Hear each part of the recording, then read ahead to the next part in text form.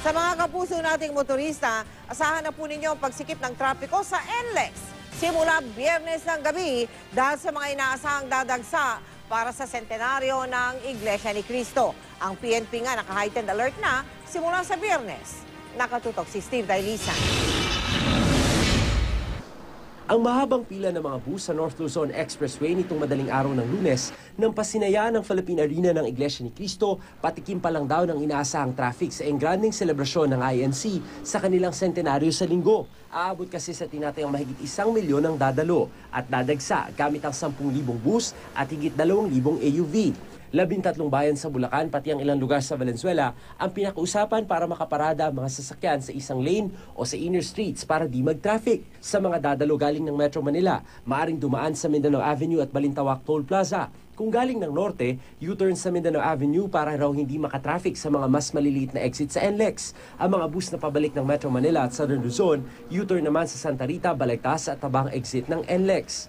Higit 2,000 MMDA personnel ang itatalaga para masigurong masusunod ang controlled dispatch na 200 bus kada 30 minutos sa NLEX.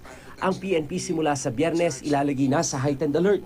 Labas man ng Metro Manila ang Bulacan, tumutulong na rin ang MMDA. Ito po ay araw ng linggo.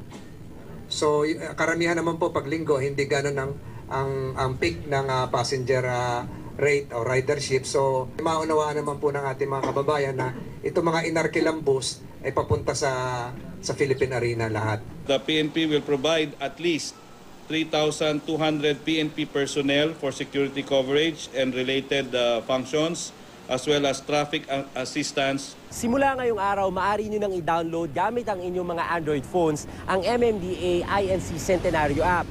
Bukod sa emergency hotlines, directory, at announcements, laman ito ang real-time traffic situation sa sentro ng okasyon sa Philippine Arena, gayon din sa entry at exit points dito sa NLEX, pati na sa mga kalsadang itinalagang pick-up points para maplano nyo ng gusto ang inyong biyahe at hindi maipit sa inaasahang masikip na daloy ng trapiko. Some of their buses will be designated to take specific exits. May police outpost, medical booth at satellite MMDA command center na itinalaga sa arena. Pinakamalapit sa sentro ng okasyon ang Barangay Duat sa Bukawi. Kaya marami sa mga miyembro na galing pa sa malalayong lugar ang nangupahan na lang dito. Steve Dailisa, Nakatutok, 24 Oras.